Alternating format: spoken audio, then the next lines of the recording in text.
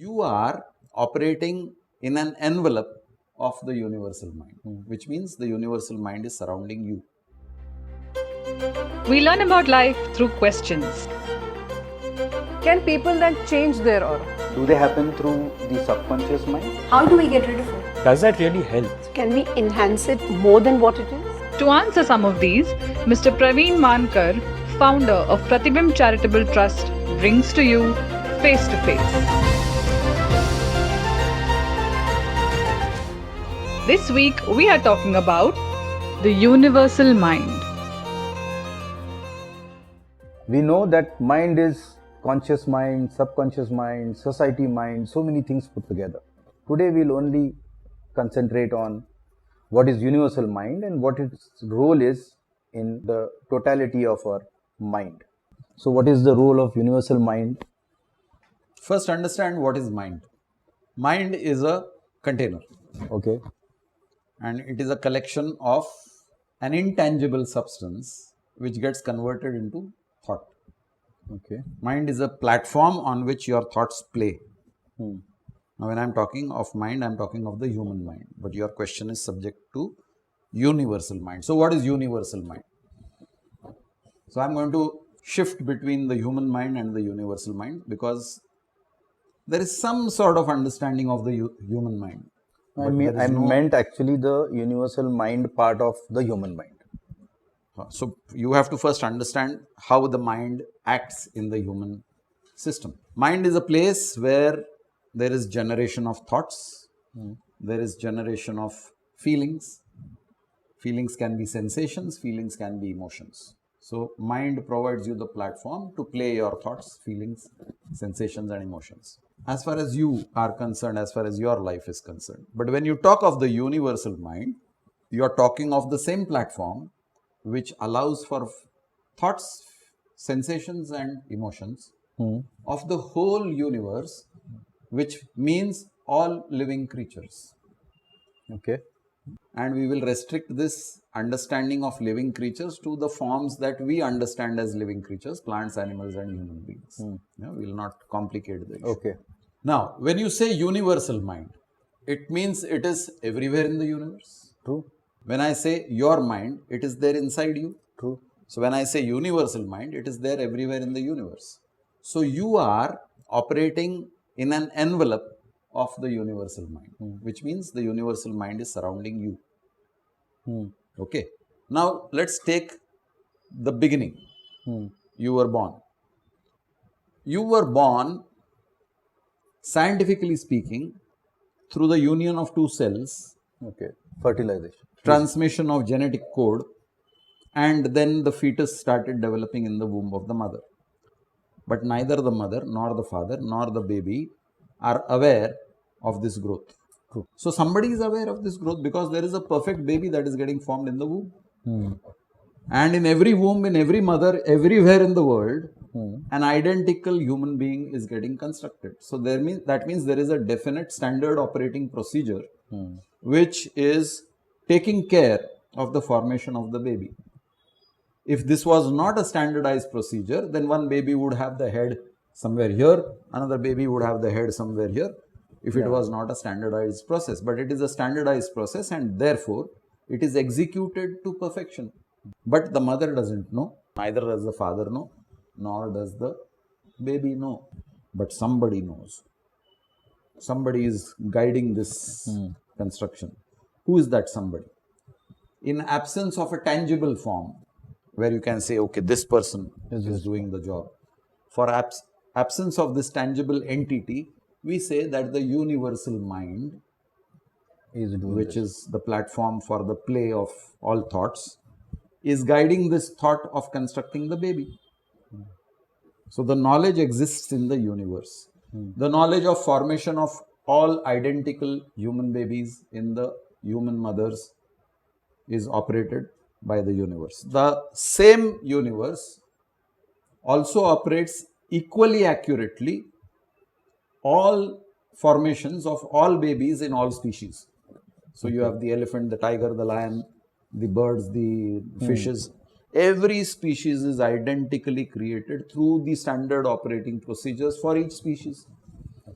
So there is somebody who is writing these procedures and somebody who is executing these procedures and somebody who is controlling these procedures, and therefore you have this uniform cultivation Pattern. in all patterns of the species in the universe, right? So the universal mind is that organizing center which has the knowledge for creation of the organisms in the universe. Okay. So let us, that much I understood what is the role of the universal mind in the process of creation. The embryo grows to a baby, and as the notochord is developed, the mind of that unborn baby has also started developing. So probably that is the subconscious mind which is also being formed, which is taking care of the bodily functions of the baby in the womb, let us say. And once birth happens, the conscious mind starts getting activated, Getting cultivated. For that baby. So Yes. let's say once an individual is born, the person in his mind has all these three components plus an added society mind which gets in due course of time formed, or no? The day you are born, the society mind starts playing its role. True. Society mind exists even before you are born. You are born into the society mind. Then the society mind takes control in cultivating your conscious mind. My baby, the parents will say my baby. So the society represented by the parents have taken over the baby. True. When I say parents, it also includes the extended family, the siblings, the uncles, aunts. The Then neighborhood. you extend it further to friends and Society. relatives, the society, the teachers, the peers, Okay. the community at large. So everybody is impacting that baby. Okay. The conscious mind is now developing into patterns which are true to that society. That impact of the society. That conscious mind now becomes an active component in the newborn baby as it grows up into a child, adolescence, adulthood, and further.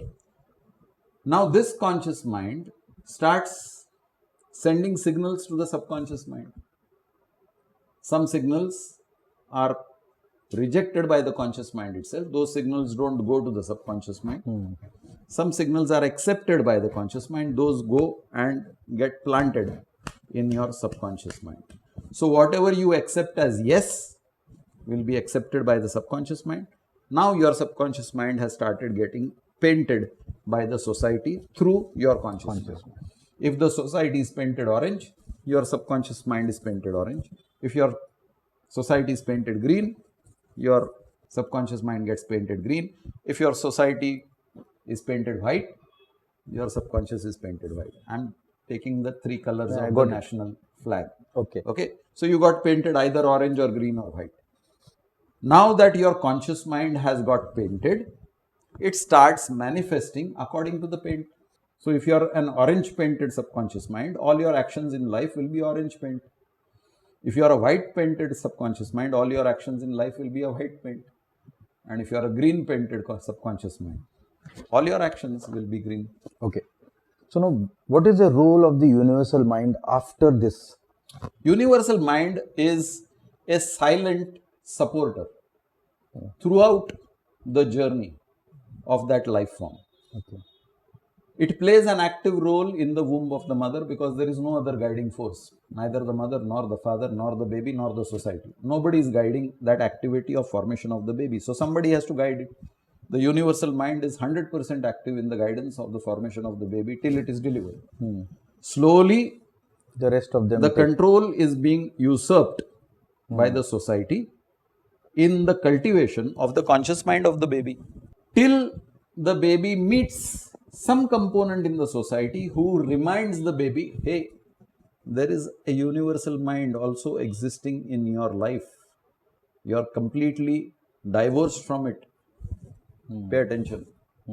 So those are the babies who have come into some form of spiritual connection Sainthood. through the society. saint. Not sainthood. Spiritual connection through the society. Okay. The awareness that there is something called Universal a superior mind. power which is governing all life. This awareness itself takes a long time in coming. Some people face it directly and reject it outright. I don't believe in spirituality. I don't believe in superpowers. This is my life. This has a beginning, this has an end. I'm going to enjoy this life thoroughly. So they don't acknowledge the existence of the universal mind. Some people get attracted to the concept of, oh yes, there is a governing agency that governs all life. Let me investigate further and try to find out the truth of this governing agency. Suppose somebody goes through that. Is that person capable of understanding what is coming through the universal mind's territory and not the conscious mind's territory? Okay, let me again give you an answer which is not a direct answer, which is a suggestive answer. Everybody experienced apple falling or some fruit falling from a tree. True. Right? How many people became aware of the law of gravity? No. Millions of people lived before Newton. How many became aware that here is a law of gravity in operation? Only he could say. Yeah. So, this journey into the realm of spirituality is an individual journey for every individual scientist. You are a scientist in the spiritual science. So, every individual is capable of independently discovering the same law of the universal mind. True. That is everyone's individual journey. Yes, it is your individual journey. On that same note, universal mind is represented by the mind substance for every individual. Mind substance is a hazy concept for many people. It's a substance that is as invisible as air. Right. I understand. Yeah. I understand. You breathe in air in your lungs, the respiratory system processes the air. You take in mind substance in your brain, you process it and perform the output, which is thoughts. So, But this mind substance is not a scientifically defined terminology. I agree. Yeah. But should we say, for convenience sake, is it that is the remnant of the universal mind in an adult mind? It's not a remnant. Remnant It meaning is- what I'm trying to say, it is a part of. It is the basis of your mind. Okay. So now, is there any way we come to know that this thought is processed or coming through predominantly a mind substance driven process, or it is a conscious mind, subconscious mind? Thought is always a function of the conscious mind. So the Thought mind is an output of the process. What is your input? Is the input coming from the society? no Is the input is input suppose coming from the universe? Is the input coming from your stored memory? The source of input determines the quality of your thoughts. there are things which just happen without you even having thought about it, let us say. Then By chance. Ah. Okay. What people call chance is actually a law of cause and effect in operation. Something happens to you in your life is because there is a cause which is hidden in the past out of your memory. Whatever you did in the past are causes for whatever is happening to you today. Whatever you are doing today will be the cause for whatever will happen to you tomorrow. So there is a cause and effect relationship that is in operation. I don't remember it, the cause. I only see the effect and I question the effect. So when suddenly things happen, for us, luck se hua. chance. I suddenly got a huge amount of money, my luck, or I lost a huge amount of money, my bad luck. These are not luck or bad luck. Your cause and These are cause and effect relationships. You have created a situation where you were entitled to a fortune or you were subjected to a misfortune. Okay. You are the creator in the past, which is out of your memory. This is what the universal mind does for us. So let us be in gratitude to this great universal mind which brought us to life. If you have some questions about life, please connect with us. Do not forget to like, share, subscribe, and press the bell icon for weekly updates.